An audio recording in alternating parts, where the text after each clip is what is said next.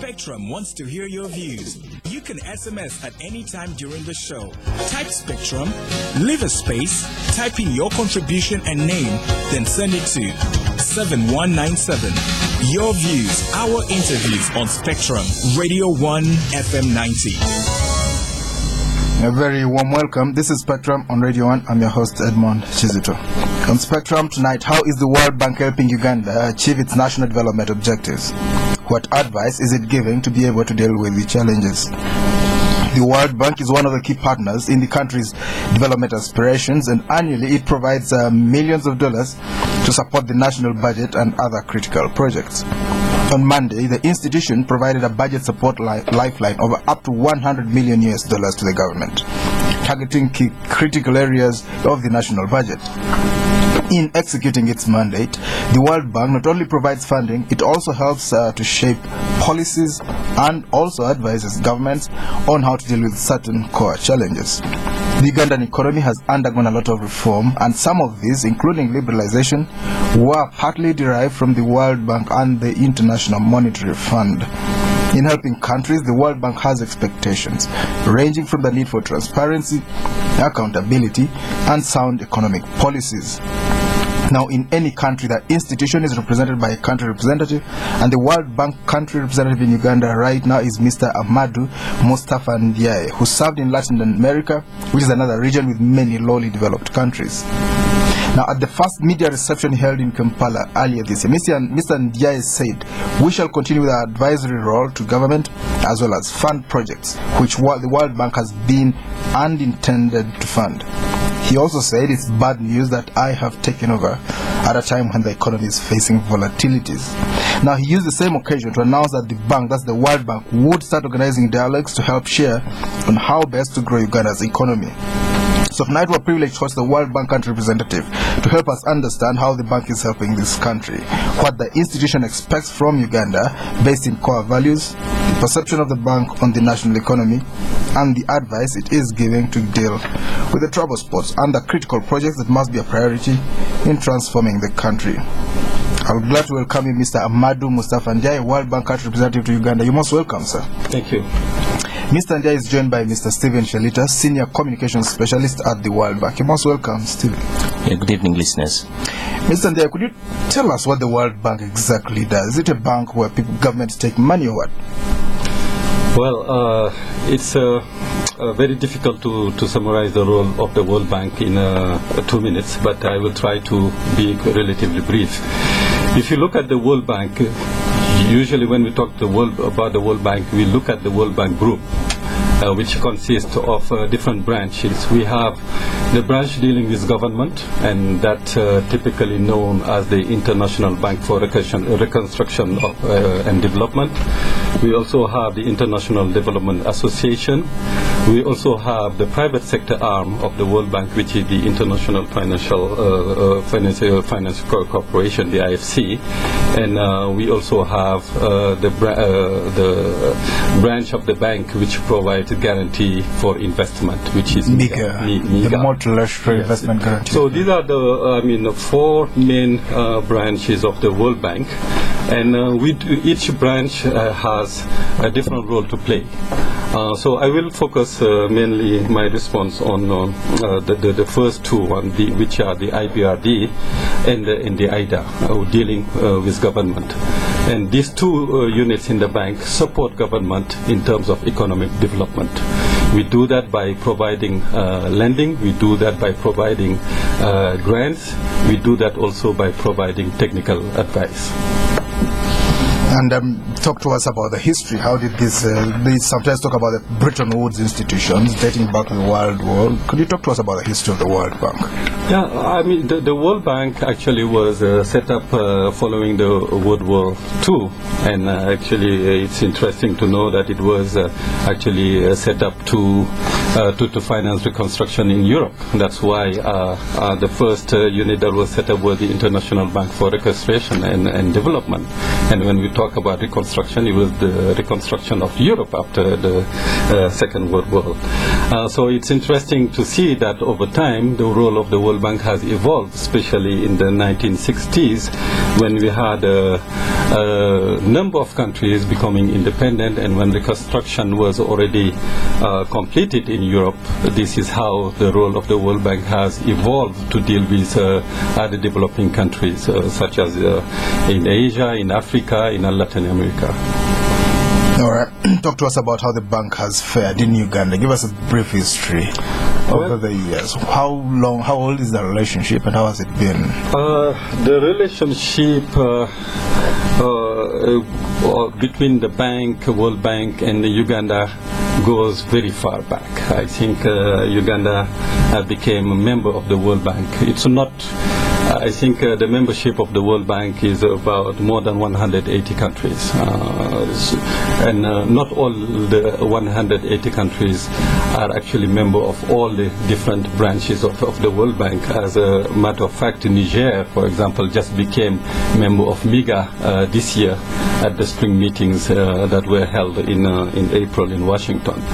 But when it comes to Uganda, Uganda became member of the World Bank in 1963, and since then we have had a very fruitful relationship. I mean, as you know, based on the history of the country, there have been some ups and downs, but we have been privileged really to accompany the economic development of the country, which in my view has probably contributing to the strong growth that the country has scored over the last more than 2 decades, starting from the 80s to now. So I think we have been privileged to be part of this.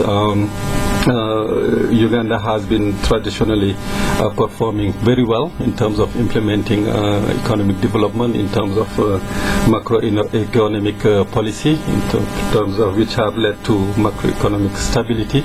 And this, in fact, has actually led or at least enabled the strong growth that we have noticed over the last couple of decades. Well, listeners, this is Spectrum on Radio 1. Tonight, how is the World Bank helping Uganda achieve its national development objectives? What advice is it giving to be able to deal with the challenges? Our guests tonight, Mr. Ahmadou Moustapha Ndiaye, World Bank country representative to Uganda, and Mr. Stephen Shalita, senior communications specialist at the same World Bank. You will be able to contribute to this discussion. I'll read out the numbers when the time comes so you can call in. Mr. Stephen Shalita, could you talk to us? Are we able to quantify the amount of support Uganda has got from the World Bank? Yes and no. I mean, in terms of money, the World Bank has contributed over 7 billion shillings over the last, since 1963, in different aspects of cutting across all the sectors. And right now, our current portfolio is about 1.4 billion US dollars. That is also spread in different sectors, especially in the core sectors, but mainly concentrating on infrastructure. We're talking about energy, we're talking about roads, we're talking about urban development. That's where most of our portfolio is currently invested. And with this $1.4 billion, is it a 5-year period or what? This is covered through, in all countries we have what we call a country assistance strategy. And the country assistance strategy that's being implemented in Uganda is in line with the National Development Plan. It's a 5-year strategy. And during the period of this country assistance strategy, our projection was to deliver about 1.2 billion US dollars. So some of this money is coming, it's a carryover from other strategies. So this will take us up to 2015, which is in rhyme with the National Development Plan. Right.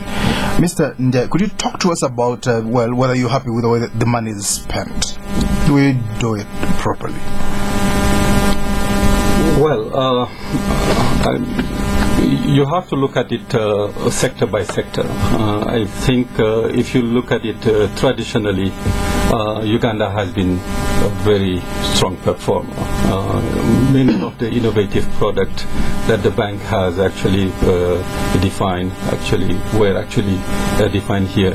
I'm thinking of the PRC, which is the Poverty Reduction Support Credit. Actually, the first one was actually done here in Uganda. So, I mean, traditionally we've been quite happy with the level of performance and the implementation of our program. Currently, as my colleague Stephen just mentioned, we have about 16 projects. 16 projects. 16 projects which are under implementation, and this is where, when we talk about the net commitment of our current portfolio, it's about 1.3, 1.4 billion, depending on the exchange rate. But that's not the entire portfolio that we have under the current country assistance strategy, which should actually amount to 2 billion. So if you look at the performance of our current portfolio, which consists of these 16 projects, there are areas where the projects are performing relatively well. But there are also other areas where projects are performing not as we would like it to do in terms of speed of implementation. So I think one of the main concerns that we have currently is the actual speed of implementation, which actually affect the pace with which we can actually deliver services that these projects are trying to deliver. So I would say that we have a very good relationship with our counterpart, technical in the sectors, and also as well as our main counterpart, the Minister of Finance. But when it comes to the implementation of our project, I think we can probably do a little bit better, so that we bring back the Uganda portfolio to the strong track record where it used to be a few years ago. So the speed of implementation, that refers to an absorption capacity. Are we low on that? Yes, actually every project is actually defined for a number of years, from the time when the project becomes effective to the time where the credit is closed. That's the implementation period. So the implementation period varies depending on individual projects. There are some projects which are more complex than others, which will take more time to implement. But overall, what I'm saying is that where we are in terms of implementation of all the individual projects, we could have actually implemented more activities at this stage. Let me just give you one example. One of the criteria that we look at in terms of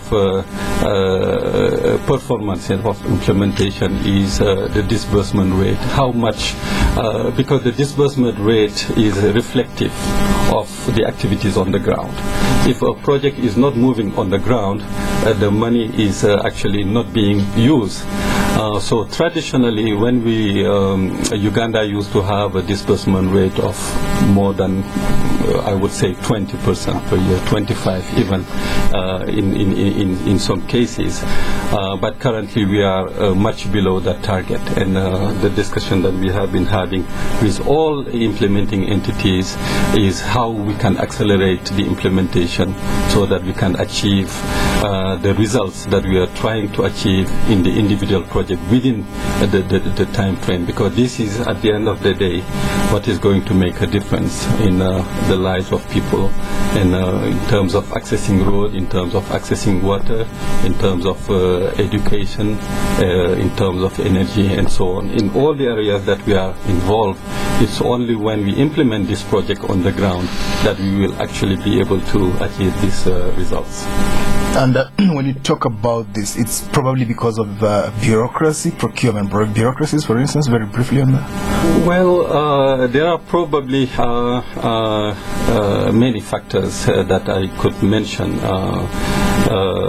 We are not just sitting there and not trying to do anything about it. I would say, on the contrary, we have been discussing discussing.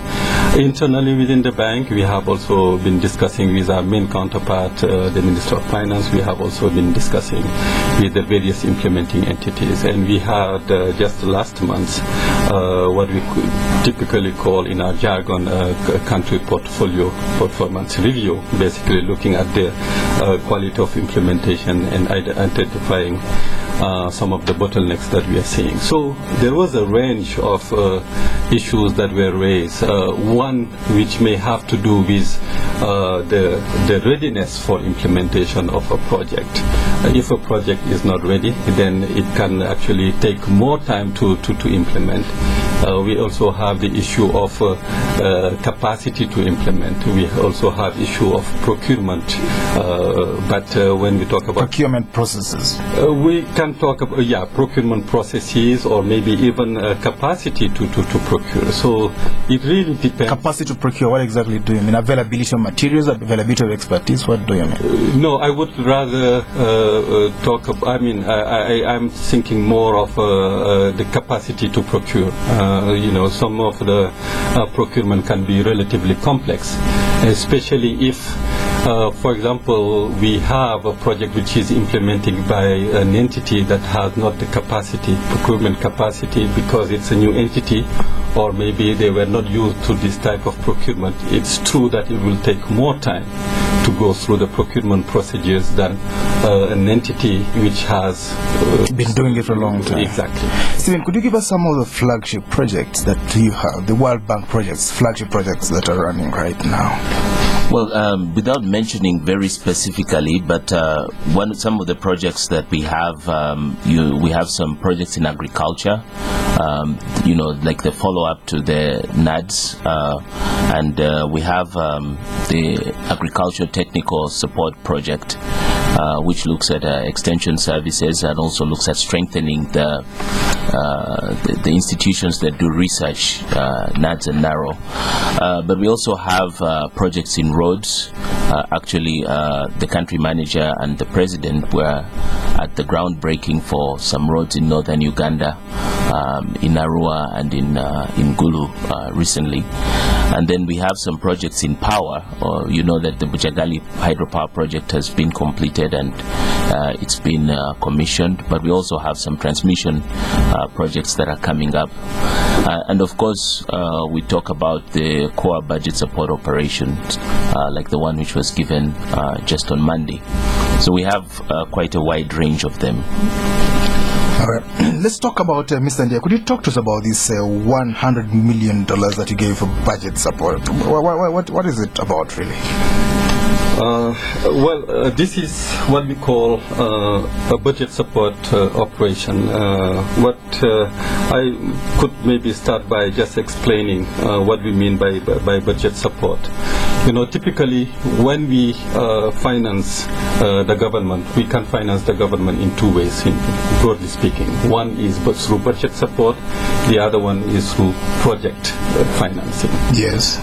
So the budget support is when we disperse the resources in the government treasury, and it's a part of the overall budget of the government.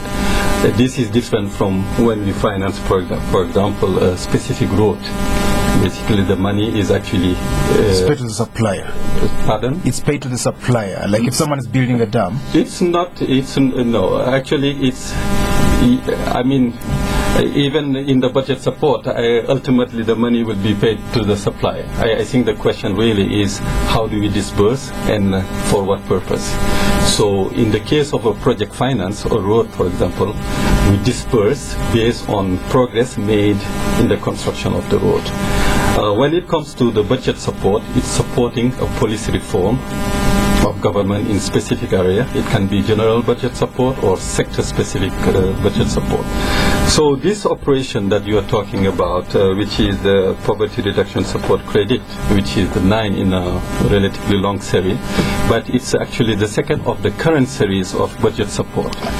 It's basically aiming at improving efficiency for in service delivery in 4 main sectors, which are health, education, water and sanitation, and transport. So it is the second of 3 development policy operations to support Uganda's National Development Plan, and which is covering 2012-2013. And so basically, with project support, you hold the bag, you release the money little by little as the project progresses. I would not explain it that way, because in all the projects that we finance, actually the implementation is the government responsibility. And the World Bank responsibility is actually to advise the government in terms of preparation of the project and supervise the implementation. But our goal really is to reach a stage where every country has the capacity to develop and implement a project. So unlike some other development partners, we are not part of implementation. We support the government in the implementation.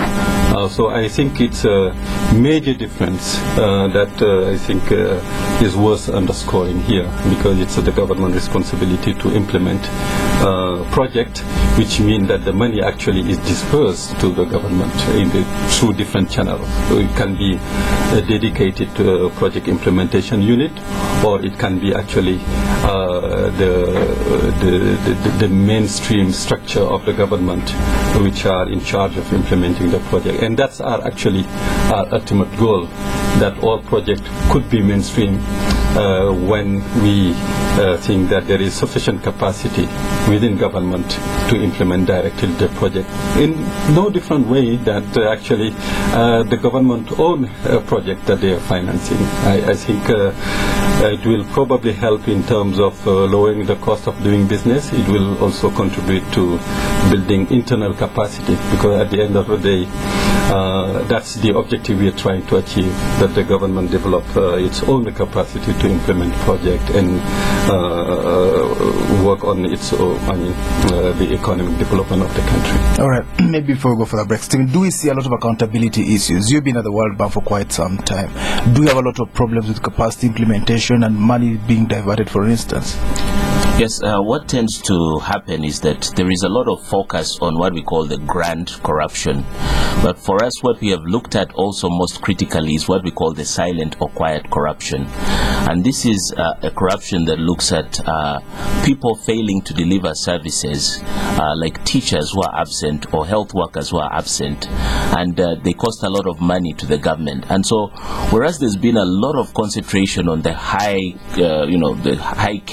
sounding cases of corruption, we think that there is a lot of wastage, that if we save the money that was being wasted, if we plug that hole, and it would actually improve the service delivery and therefore improve the lives of the people. Well, listeners, this is Spectrum on Radio 1 tonight. How is the World Bank helping Uganda achieve its national development objectives? What advice is it giving to be able to deal with the challenges? We're going for a break. We'll be back. Just stay tuned. You can pay, you can buy, pay your bills, pay school fees, send cash overseas, pay taxi fees, and salaries, anything you need.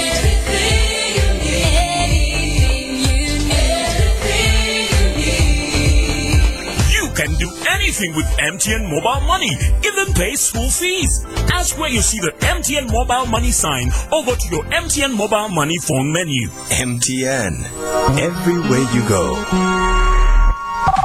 Wait, turn off the music. Guys, please, no cows. My wife is calling and I told her I was going to the farm. Honey, how is the farm? The farm is very fine. And the cows? You can hear, they're grazing. Well, next time tell them to eat grass and not me. I'm seated behind you. Hi, honey. Unlike humans, structures built with Hima cement don't lie.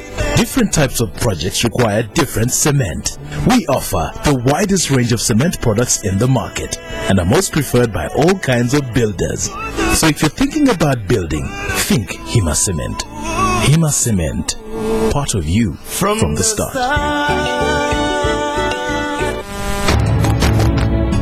John, Mike and I, we go back a bit. We knew John at the beginning, working for someone else. But he was different. He had vision, saw opportunities. He started working towards his goal, opened his own garage, and worked, learning the hard way. His reputation spread. Trust, consistency, quality. Soon people were coming to him from all parts. He made himself and his whole street prosper, and also help friends, seeing potential in people and helping them on. But John never shouts about all his success. He's just who he is. Special. So here's to men like John, who make a difference, who enjoy Nile Special, the rich, satisfying taste from the source. Nile Special. You've earned it.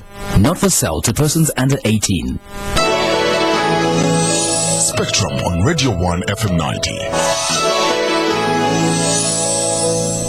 Welcome back on Spectrum. Tonight, how is the World Bank helping Uganda achieve its national development objectives? What advice is it giving to be able to deal with the challenges? Our guests tonight, Mr. Ahmadou Moustapha Ndiaye, World Bank country representative to Uganda, and Mr. Shalita, senior communications specialist at the World Bank. You two will be able to call in and contribute to this discussion. Mr. Ndiaye, can you explain to us the process of procuring these loans from the World Bank, securing them?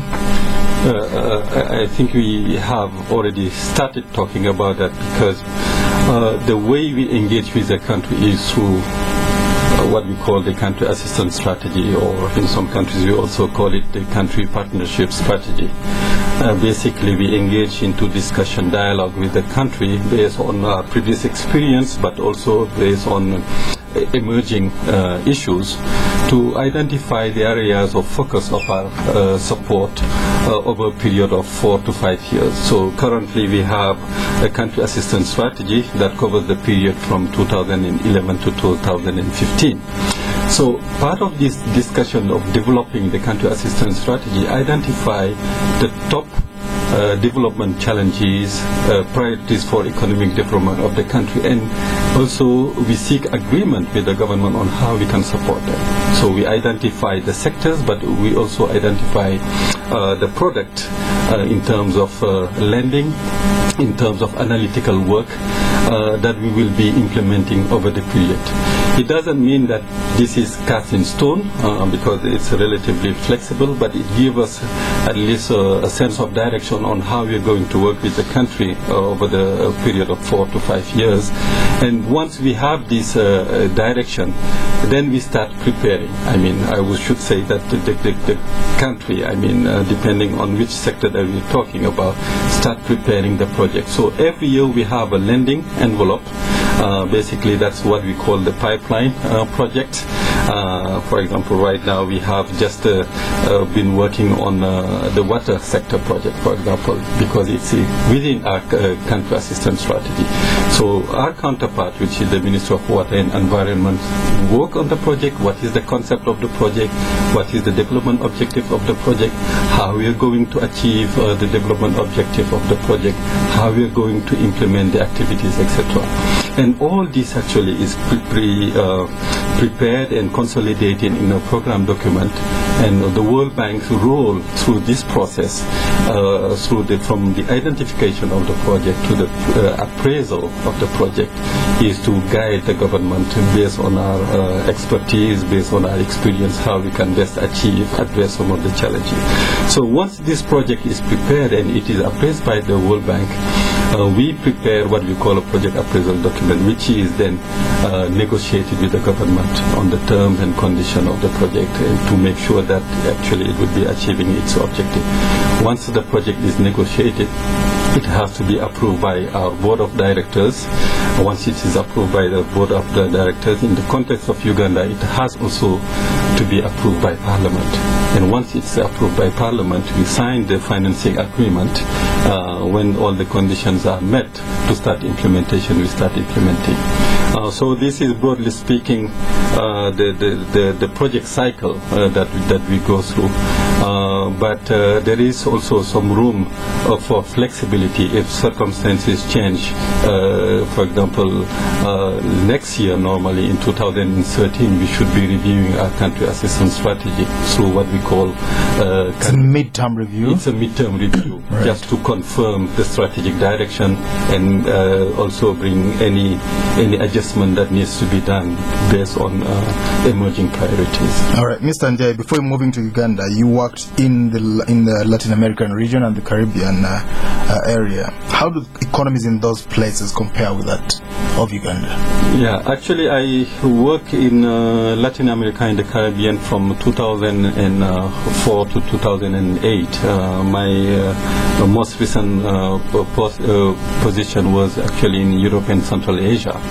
So I can try to compare those economies to the economies of Uganda, starting with Latin America and Caribbean. I mean, there are many similarities, but at the same time there are many differences. If you look at all the countries in Latin America, most of them are actually middle-income countries for different reasons, because maybe because of the resources, or if you go to the Caribbean, for example, many of them are actually middle-income countries because of tourism and so on. So from that perspective, it's quite different from what we have here in Uganda.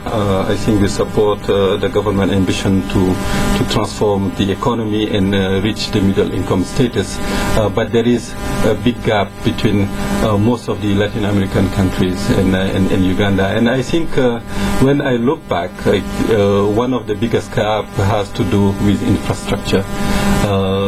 So Uganda is focusing a lot on infrastructure, rightly so, but most of these countries in Latin America have actually developed their infrastructure. But it will be very difficult to lump all the Latin America countries in one. I mean, because in Latin America you have Brazil, you have Bolivia. Let's say the world's sixth largest economy. Exactly. The smaller ones, Chile and so on. So it's very difficult to compare them. But from an infrastructure point of view, at least if you look at it, maybe you can see where Uganda could be aspiring if we develop the infrastructure and we develop also all the natural resources that we have, because there is great potential, and I don't see any reason why we wouldn't actually reach that stage. All right.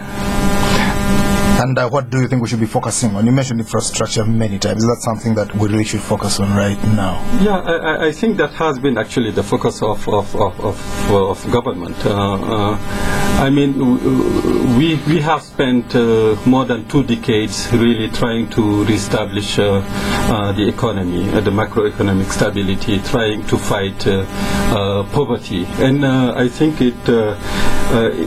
we should definitely recognize all the good progress that has been made. If you look at in terms of economic growth, from the 90s to the earlier part of the 2000s, we have actually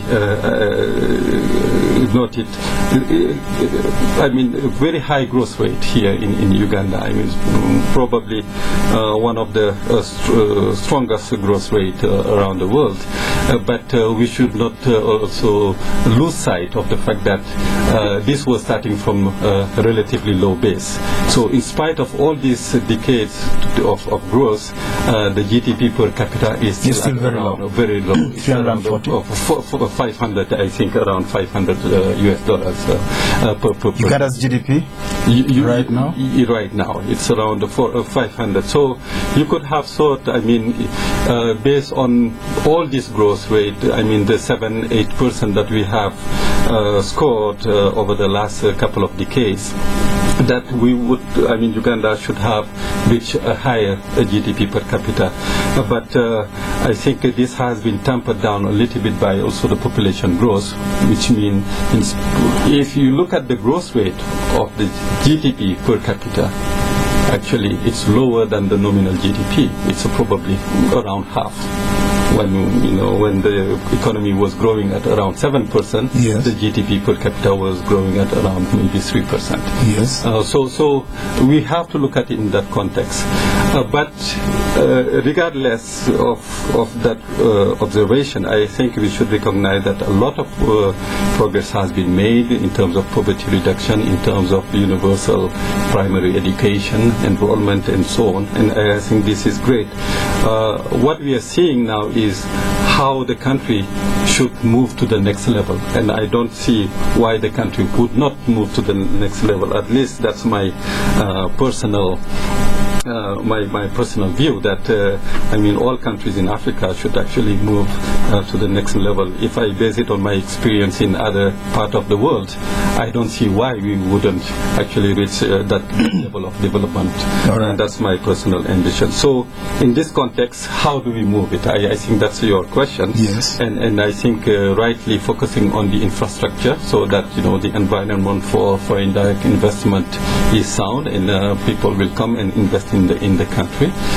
But what has been the strength of Uganda in the past actually was a sound macroeconomic policy, because this actually help in terms of stability and also give confidence to foreign direct investment to come into the country. So I think focusing on the infrastructure, focusing on macroeconomic management, and focusing also on the issue of quality of service delivery, these are broadly speaking some of the key areas where we think which in my view will probably help the country move to the next level. Can we talk about oil? Are you happy with the preparations towards the oil mining? Well, I don't know how much personally I can talk about the oil, because we are not necessarily involved as a World Bank Group in the development of the oil sector. But broadly speaking, I think I would mention that some of the key issues that needs to be looked at. One is, the legal framework for development of the oil sector, and I think the government has drafted a Public Finance Act, which talk about how the oil revenues should be managed.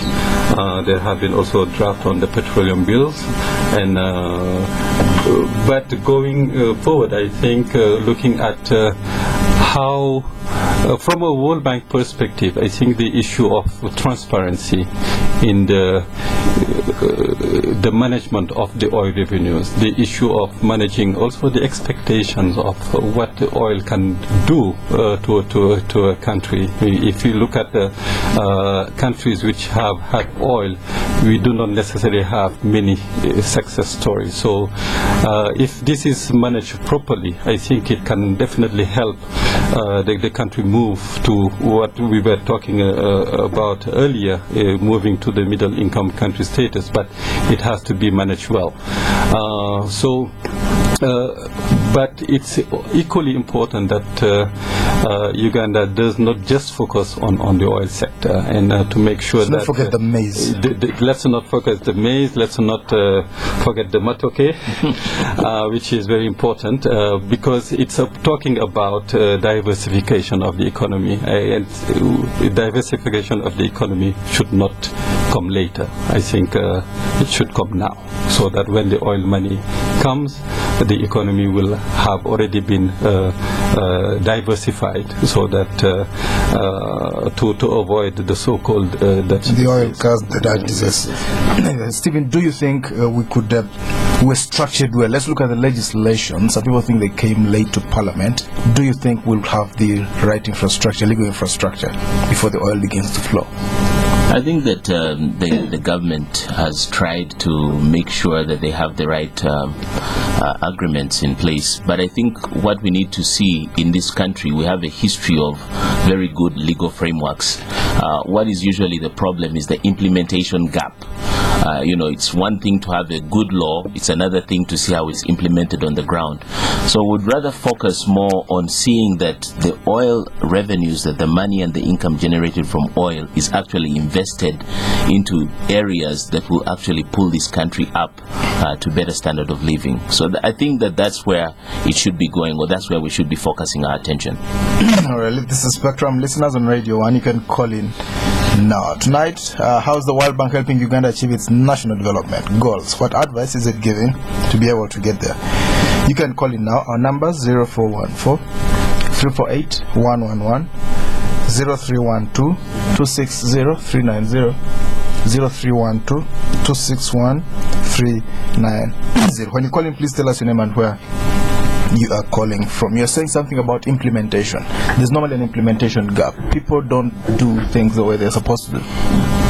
Yes, I think that we've seen that a lot in this country as well as other countries.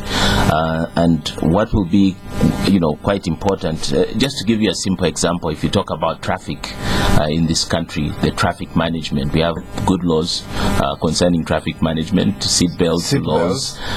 We have the borders should not be, they should be wearing helmets and all this. Okay. But you actually see a traffic policeman on a border without a helmet. So I think that's from the listeners, and you have the buses that don't have seat belts for standing passengers. Yes. You can call in now. Yes, sir. Your name? Andrew. Yes. I'm calling from Yes.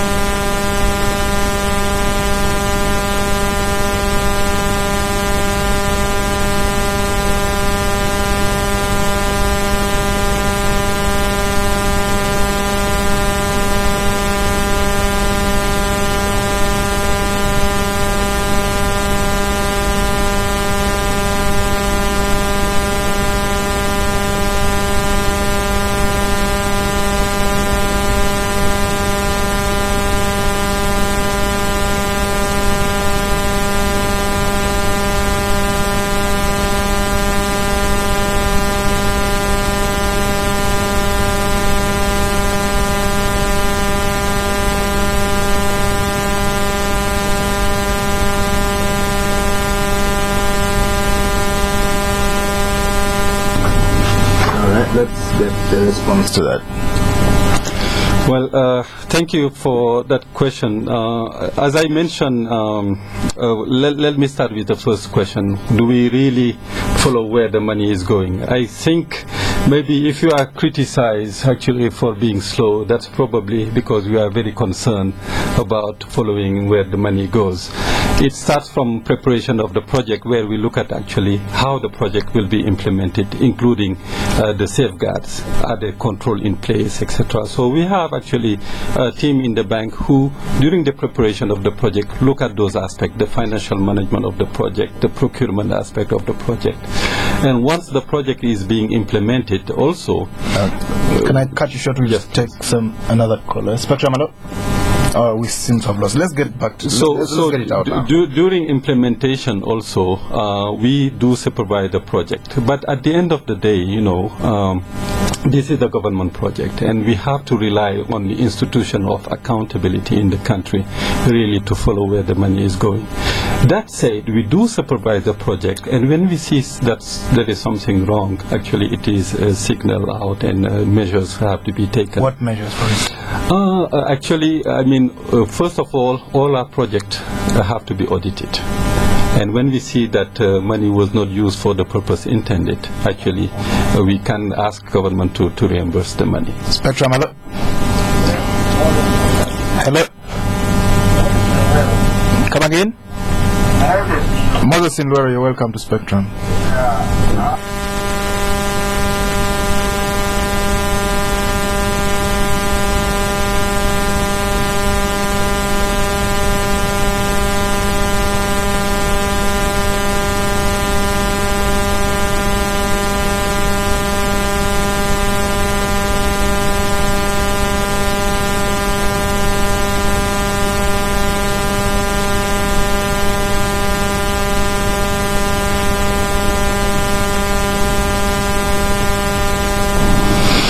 Yes, Mr. Ndiaye. Well, I think it was confusing because he's asking about the investors who come in, yes, and then they repatriate all the money. Yeah. We're not funding any investors to come in. So it's outside of the docket. It's really outside of our docket there. All right, Spectrum, hello? Hello, sir. Yes, very well, thank you. I'm called Jacket. I'm happy that you're talking about the MPG. Please go on. Please go on, we can hear you loud and clear. Yes, about the MPGs.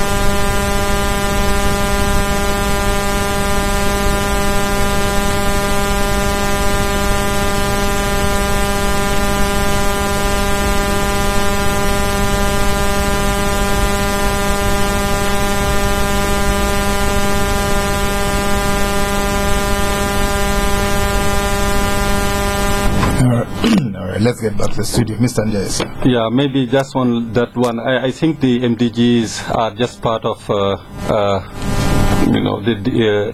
the development agenda. It's not all about MDGs. I think the fact that we have MDGs help focus the attention of the development communities and developing countries on some critical areas of development that we need to address. But the World Bank support goes beyond the MDGs. I just wanted to highlight that. But it's true that the issue of communication, understanding is very important. That's why, as part of our project, we do promote actually a participatory approach where actually the beneficiaries are actually consulted and make sure that their views are heard. And this actually leads me to the second question of the first caller when he actually asked about whether we finance individual or community projects, etc. As a matter of fact, we have a project in the northern Uganda, the Northern Uganda Social Action Fund, which finances projects through community-based organization. It all depends really on the design of the project. Some projects are better implemented through government structure. Other projects are better implemented through community-based organization. So it depends on what we are trying to achieve.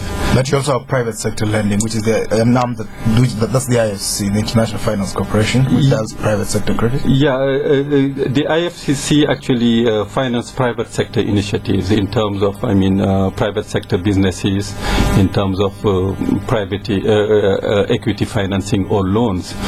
But the IFCC does more than that actually. It does also provide advisory services. We have a good team based here in Uganda that provide advisory services in terms of improving the business environment and so on. So, yes. Steve, could you talk to us about this communication? How importantly do you take it? Getting the people around there to understand why they have a road sweeping through their yards. I think that this is one of the biggest challenges that we are facing, is actually people being passive about the kind of funding that they get. We have what we call a representative democracy here. So we expect members of parliament to go back to their constituents and tell them, this is the money that you have, and this is what it's supposed to do. And they should demand that accountability from the people. But in terms of what we do in the bank, we have actually opened up we're doing what we call open development. And we have provided, through our access to information policy, we have what we call the open data initiative. Anybody can get all the development information accessible to them on their computers. But of course, we acknowledge also that there are so many people that don't have this technology.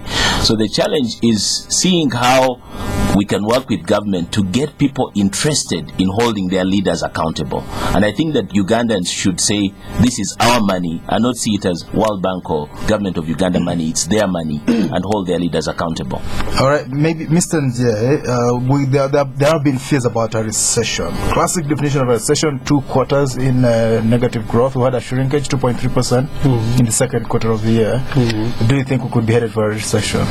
Well, you must have seen figures about the Wavets. Yeah, I think when we are talking about recession, it's when the economy is going down. As far as I know, the Ugandan economy is not going down. It's true that over the last 2 years, the growth rate has gone down from maybe what we used to know, the 7-8% to this year. I think the latest figures that we have is less than 5%. That's definitely going down, but if you compare it to countries like in Europe, which are actually going down or maybe stagnating, it's not definitely, I don't think that we can talk about recession. The question really is how we can accelerate and resume the growth rate to where it was before, so that it can have impact on the lives of the average Ugandan. And how do you qualify a country to get aid, basically, or development assistance, like I could call it? Well, from a World Bank perspective, really there are many factors that come into the picture. It has to do with the capacity of the country to borrow, but when it comes to World Bank resources, actually we unfortunately do not have all the resources that we want. So we have to prioritize. And one way of prioritizing is to go through the performance of the country in terms of the economic management, structural policies, policies for social inclusion, equity, public sector management in institution. And we do that through an exercise that we call a country policies and institutional assessment, where we rank countries, and depending on the country, that has an impact on how much resources the country can get from the World Bank. All right. You already said that you're not very deeply involved in the oil, but what kind of things does the country have to do in that oil sector, very briefly, that it's not yet done? Well, I think having the legal and regulatory framework right is probably priority number one. Also having transparency in how the oil resources will be managed and how it's going to contribute to the economic development of the country is probably another priority. But I think equally important really is to have a clear roadmap to when the oil actually will start flowing into the budget and how the country should prepare itself to that stage. I think it's quite important. All right. Thank you very much indeed, Mr. Ahmadou Moustapha Ndiaye, the World Bank country representative of Uganda. Thank you very much indeed for coming to Spectrum tonight, sir. Thank you for having me. We also were joined by Mr. Stephen Shalita, long-standing senior communication specialist at the World Bank. Thank you very much indeed for coming to Spectrum, Stephen. Thank you, listeners, and thank you, Edmond. Thank you for tuning in. I've been your host, Edmond Kizito. Spectrum will be back tomorrow. Up next is the news in English. If you stay tuned, you'll be able to hear that.